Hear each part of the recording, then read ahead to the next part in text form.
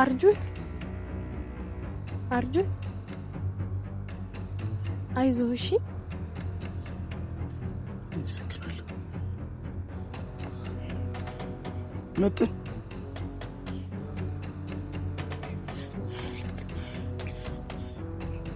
አቤት አርጁን እቺ ይሄን ልጅ ትወደዋለች አይደል ናታንና ስሙን ሲጣንት ነው በጣም ነው የምትወደው ደግሞ በጣም ነው የምታስቸግረው እሱ ግን አይወዳት እርግጠኛ ነሽ አይወዳት አይወዳት እሱ የሚወደው ዳጣ ነው እኔ እቺን ገላታለሁ እቺ ልጅ ገድያት ነው ራሴን ማጠፋው አጠፋታለሁ እገላታለሁ እንጂ ትንሽ እንኳን አትረዳለ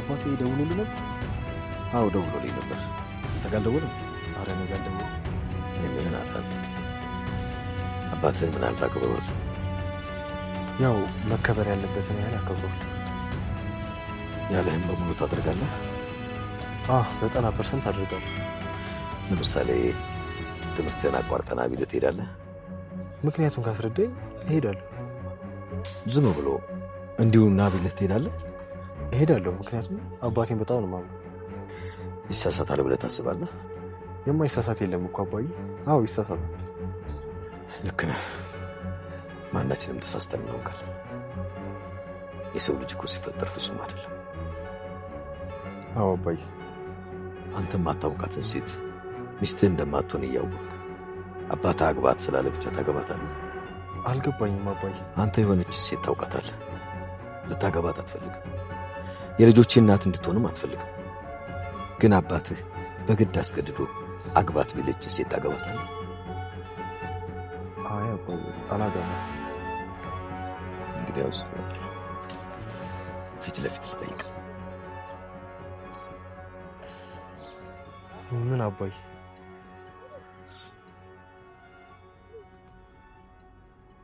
ደረጀ እስከዛሬ በሚስጥር ያዘውን የልጁን ዳጣ ጉዳይ አንድ ለሚያምነው ለኔ ለሚለው ሰው ተናግሮ መተንፈስ ባይችልም ዳጣ ግን ያንን ሚስጥራቸውን እስከዛሬ ለማንም ሳትናገር ቆይታ የነበረ ቢሆንም አሁን ላይ ግን ከጎኗ ላለው ሁሉንም ነገር ስተወራ ለሚያዳምጣት ለምትተማመንበት ናታን ዝርግፍግፍ አድርጋ ነግረዋለች። ነገር ግን ናታን ነገር እውነት ስለመሆኑ እንኳን ማመን ከብዶት ነበር። አሁን ላይ ግን ከዚህ የበለጠ የሚያሳስብ የተፈጠረ ችግር አለ። ዳጣና ናታን የፍቅር ግንኙነታቸውን ከጀመሩበት ጊዜ አንስቶ የሁል ጊዜ ፈተና የሆነችባቸው አቢጌል ናታንን ከዳጣ ጋር አለያይታ የራሷን እንደምታረገው በተደጋጋሚ ፎክራለች። አስፈራርታም ብቻ አላቆመችም። የውሸት ታሪኳን ፈጥራ እናቷን ከራሷ ጎን እንድትቆም ማድረግ ትችላለች። ነገር ግን ደረጀ በዚህ ሐሳባቸው በፍጹም አልተስማማም። ለዛም ነው ናታንን ለብቻው ቁጭ አድርጎ ያለሱ ፍቃድ ደስ የማትለውን ለልጁ እናትም ሆነ የማትችል ሴት በቤተሰብ ምርጫ ብትመጣለት ያገባ እንደሆነ የጠየቀው። ይሄ ሁሉ ነገር ሊፈጠር የቻለው አቢጌል ለእናቷ ናታንን የማያጋባት ከሆነ ራሷን እንደምታጠፋ ከነገረቻት በኋላ ነው። የልጇ ነገር የማያስችላት ማርታም ስለ ነገሩ እንደምንም ደረጀን ለማሳመን መሞከር ትጀምራለች። ደረጀም በፍጹም አይሆንም ማርታ፣ በተከበርኩበት ሀገር ልታዋርጂኝ ነው እንዴ? ደግሞ ልጆቹ ለራሱ ባልና ሚስት መሆን አይችልም። በተለይ ናታን ለዚህ ዝግጁ አይደለም። በዛ ላይ ኤቢል ለዚህ ያስባታል ብዬ በፍጹም አላስብም። ቤት ውስጥ እኮ ያላትን ጸባይ በደንብ አድርጎ ያውቃል ብሎ ሲላት ማርታም ዊደሬ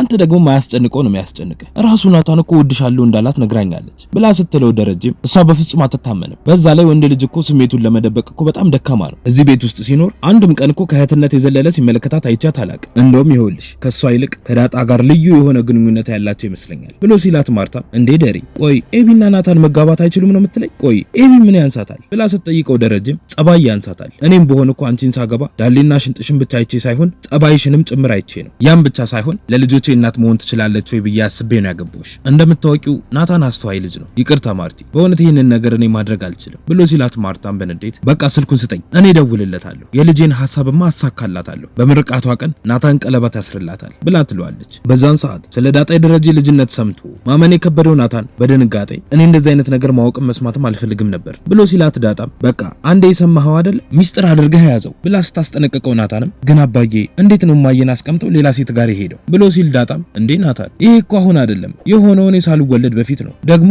በሞቅታ እንደሆነም ነግሮኛል፣ ያው ሰው አይደለን አንዳንዴ እንሳሳታለን ብላ ስትለው ናታንም በጭራሽ ይህንን በጭራሽ ማመን አልችልም። ቆይ ኤቢና ውሃ አስቀድመሽ እህቶችሽ እንደሆኑ ታውቂ ነበር ማለት ነው? ቆይ እስከዛሬ የት ነበርሽ? አሁን እንዴት መጣሽ? እኔ ህልም እየመሰለኝ ነው፣ ውሸቴን ነው በይኝ ዳጣ ብሎ ሲላት እሷም በጭራሽ አልልህም ናታን፣ ይህንን ሚስጥር የነገርኩ ስለማምንህ ነው ወይም ደግሞ ስለምወድህ አባዬ ይህንን ነገር ለማንም እንዳትናገሪ ብሎ ቃል አስገብቶኝ ነበር። እባክህ ከአፍህ ይሄ ሚስጥር ከወጣ ሙሉ ቤተሰቡ ነው የሚበተነው። ናታን በቃ ባመንኩ ልክ ታመንልኝ እሺ፣ ለማንም ሰው እንዳትናገር ብላ ታስጠነቅቀዋለች። በዛን ሰዓት ማርታ ለብቻዋ ተቀምጣ ባለችበት የቤት መጣና አጠገቧ ተቀምጣ የኔ ውድ እናት ታውቂያለሽ አይደል አብረሽኝ ሆነሽ እንኳን እንደምትናፍቂኝ በጣም እወድሻለሁ እና ደግሞ እንዴት ነው ድግሱን እየተዘጋጃችሁ ነው ብላ ስትጠይቃት ማርታም ቀጥላ አንቺ ልጅ አመረሽ አይደል በቃ ውይ እንደውም አስታወሽኝ የናታን አባት ጋር ልደውል ብላ ስልኳን አንስታ ትደውልለታለች። ስልኩ እንደተነሳም ሰላምታ ተለዋውጠው ወደ ቁም ነገሩ ይገባሉ። ማርታም ለጨዋታ መጀመሪያ እንዲሆናት አስባ ልጅህን አንድ ጊዜ እንኳን መታ ጠይቀው ለነገሩ ዝምድና ቢኖረን ኖሮ በወር ትመጣ ነበር ብላ ስትለው እሱ ኧረ በዚህ መጠንማ አታርቂኝ እኔና ደሬ ማለት እኮ ከወንድም በላይ ነን ብሎ ሲላት ማርታ ስቀልድህ ነው ደሬ አንድ ነገር አውርቶኝ ነበረ ከኛ ጋር ዝምድና እንደምትፈልግ ብላ ስትለው እሱ አዎ ብዬው ሊሆን ይችላል ከናንተ ጋር ዝምድና ተገኝቶ ነው ደግሞ እንዴት ነው ነገሩ ልጆቻችን ሊያዛምዱን ነው እንዴ ብሎ ሲጠይቃት ማርታ ሳይሆን አይቀርም ቀበቶውን ጠበቅ አድርግበት በል ይሄ አዲሱ ቁጥሬ ነው ያዘው ትለውና ስልኳን ትዘጋዋለች። በነጋታው ጠዋትም ሰላም አትክልቶቹን እያጠጣች በመሃል ናታን ይመጣና ማገዝ ይጀምራል። ሰላምም ቀጥላ ዳጣን ጠየቃት እንዴ ብላ ስትጠይቀው ናታንም ጠይቂያት ነበረ ግን መናገር አልፈለገችም ግን ምናልባት የጠረጠርኩት ጥሩ ያልሆኑ ጊዜዎችን አሳልፋ ሊሆን ይችላል ብዬ ነው ያው እንግዲህ ሚስጥሯ እንዲወጣ ካልፈለገች መተው ነው ያለብን ብሎ ይላታል። በዛን ሰዓት ነው አብጌል ዳጣ ጋር ሄዳ በቤተሰቦቿ አማካኝነት ናታንን ልታገበው እንደሆነ ለዳጣ ይነገረቻት። በዛን ሰዓትም ነው ደረጀና ናታን አብረው ተቀምጠው እያወሩ ቤተሰብ የሚያገባትን ሴት ቢያመጡለት ሊያገባ እንደሚችል የጠየቀው። በቀጣይ ምንም የሚፈጠር ይመስላችኋል? ሐሳብ እንዲሁም አስተያየታችሁን ኮሜንት ላይ ጻፉልን። የምንለቃቸው ቪዲዮዎች ለብዙ ሰዎች እንዲደርስ ላይክ እንዲሁም ሼር ማድረግ አትርሱ። ቪዲዮ ሲለቀቅም በፍጥነት እንዲደርሳችሁ የደወል ምልክቱን መጫን አትርሱ። በቀጣይ በሌላ ክፍል እስክንገናኝ እስከዛው በሰላም ቆዩ።